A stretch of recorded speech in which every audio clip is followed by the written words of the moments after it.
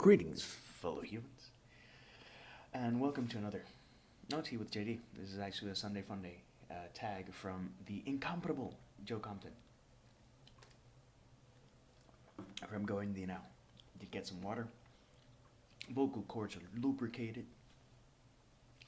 But yeah, here's the thing. He's doing a ton of original tags on his Go Indie Now channel. I do recommend that you check them out. They are not they're not basic questions. They're questions that really make you think. And I gave some thought to these questions, and here's the thing. Hashtag here's the thing. I've seen other people do the tags, and some of the answers overlap with other people. I think it's just the nature of some of the questions because they might be so hard that you go like, okay, I'll go to the top of what I think could answer the question. You'll see it, I think, in the second question. But anyways, let's go back. With the exception of the last question, everything else can be based on whatever. It could be a TV series, a movie, or a book. The last one has to be a book, though. So, without further ado, first one: the monologue or greatest speech in a written work. Written work, as he defined it, could be the movie script. So, I had some strong contenders. The Devil's Advocate at the end with Al Pacino. Al Pacino gives a memorable performance in that movie. And that last monologue is amazing. Kevin Spacey in The Usual Suspects does an amazing job, especially in the last scene as well. But I had to go with something that means something to me. Because have you ever danced with the devil in the pale moonlight? I ask that of all my prey. I just like the sound of it. The Joker in the original Batman by Tim Burton is near and dear to me, to the point where if anyone knows me for an extended period of time, they know that I carry this. And I've carried this since 2004. It's not laminated. I want it to look beat up and show what we've been through together. But the Joker is a character that definitely has played a role in my life in several ways. He is unpredictable. He is wicked. He is funny. He is just so damn evil in the coolest way possible.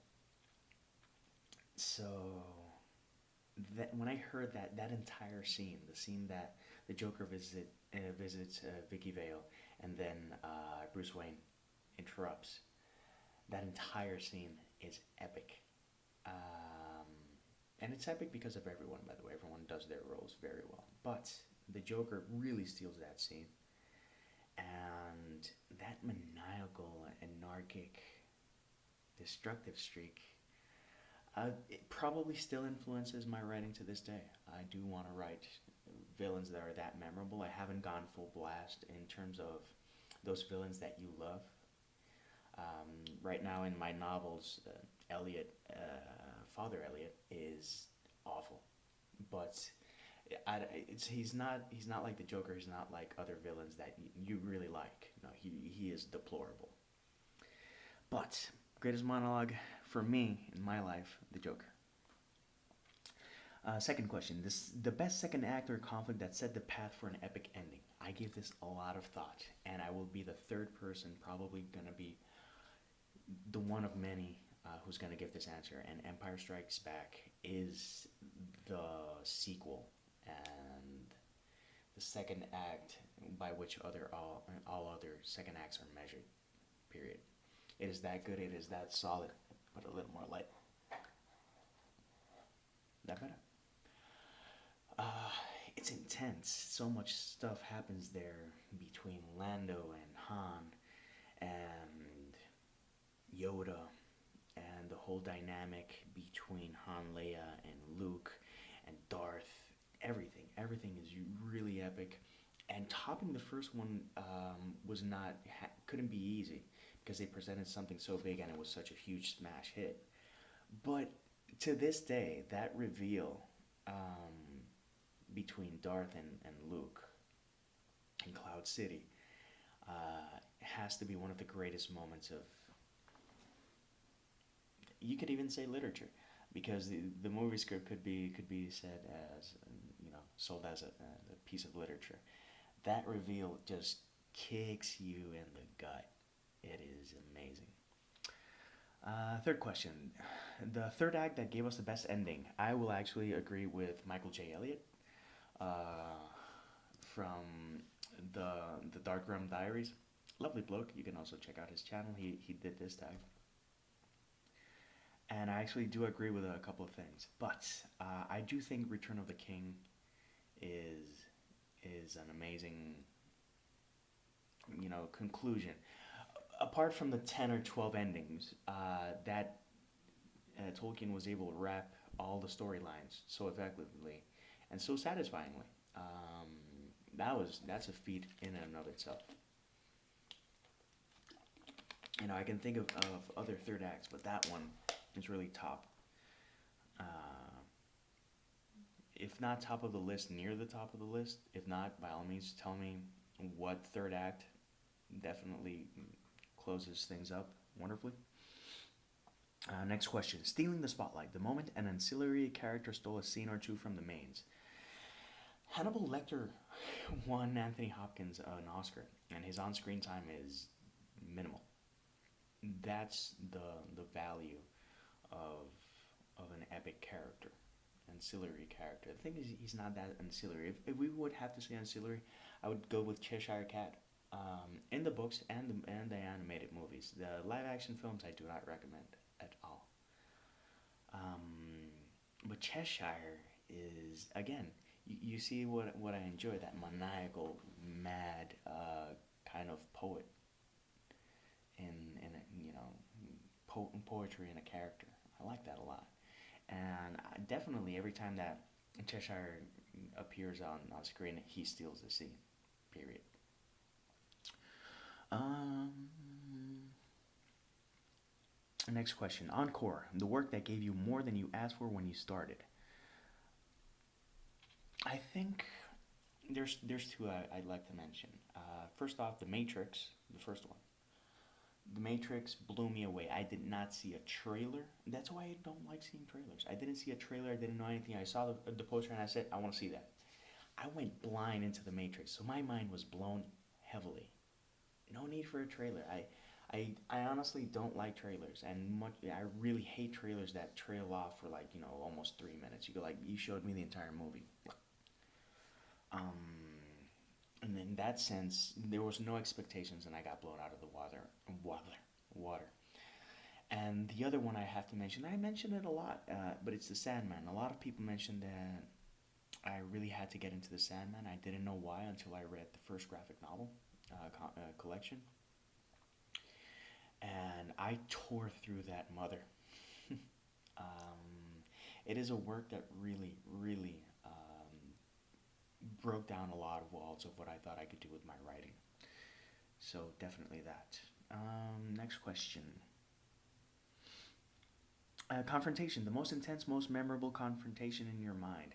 It doesn't have to be a fight, but I did want to choose a fight. I did want to. I wanted to choose something that encapsulates that epic good versus evil. And I'm not going to mention Harry and Voldemort. It's a good one, but it's not the one.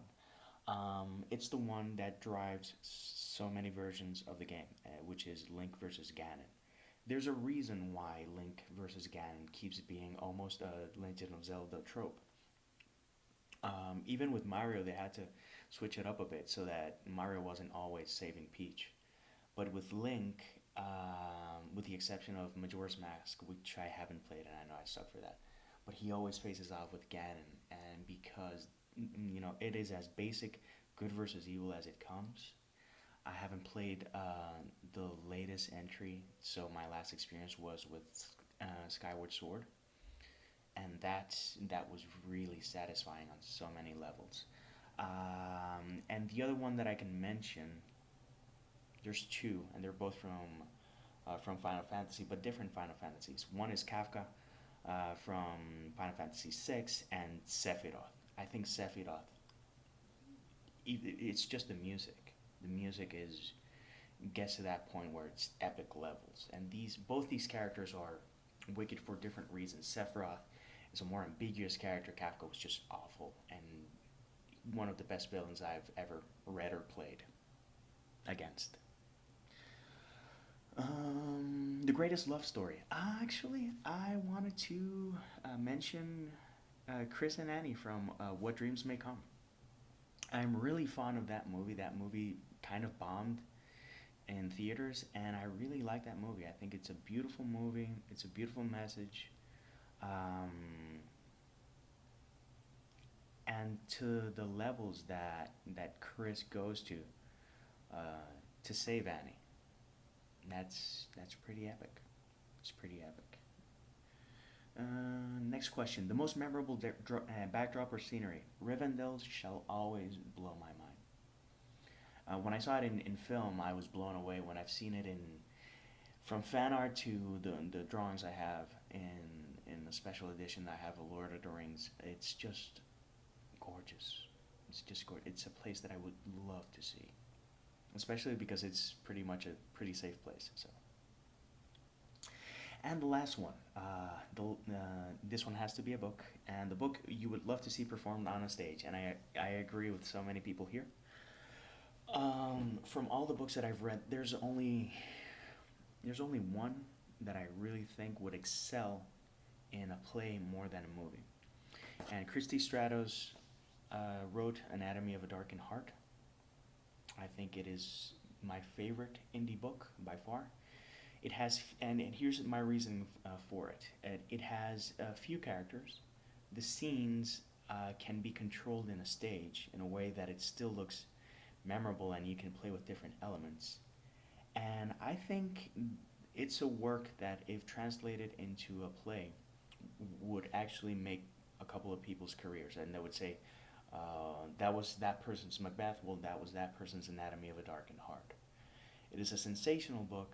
Chrissy has a great channel, she's a good friend. But apart from that, I do mention all of my writer friends, but I don't mention them because they're my friends. I mention them because they've got quality work. Quality work that I think would be great for any collection. Her story, I won't reveal pretty much anything, but it has that old school feel to it. It has that old school English literature play, not necessarily a play, English literature book feel to it. Those classics that you read and are forced to read in school, and then you go like, oh, that was a great book that I had to read, and I'm so happy that they forced it on me. It is one of those types of books. It is very well written, very mature, very dark, very psychological, and it could carry that tension on stage wonderfully. So that's pretty much it for the tag. I will tag 3 new people that I've never tagged before and that I'm interacting with a lot. Wonderful people, each of them. Carrie Takahata, who is a fellow islander, except that I'm from Puerto Rico and she's from Hawaii. Super sweet, super cool, well spoken, and just a warm, soothing voice. So if you've had a long day, recommend her channel. Carla's Books and Bits, another lovely, very well read booktuber, and she's also an author. And here's the thing with her.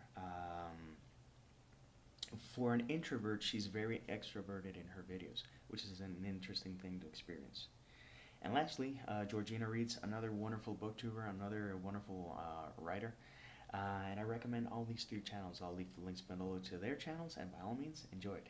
But till next time, peace, love, and maki rolls.